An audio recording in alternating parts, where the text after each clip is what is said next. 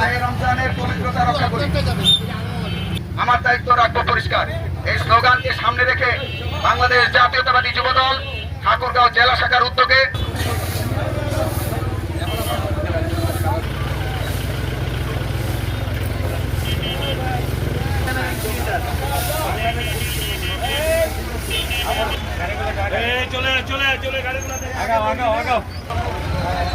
রয়েছে মেসেজ রয়েছে, সেই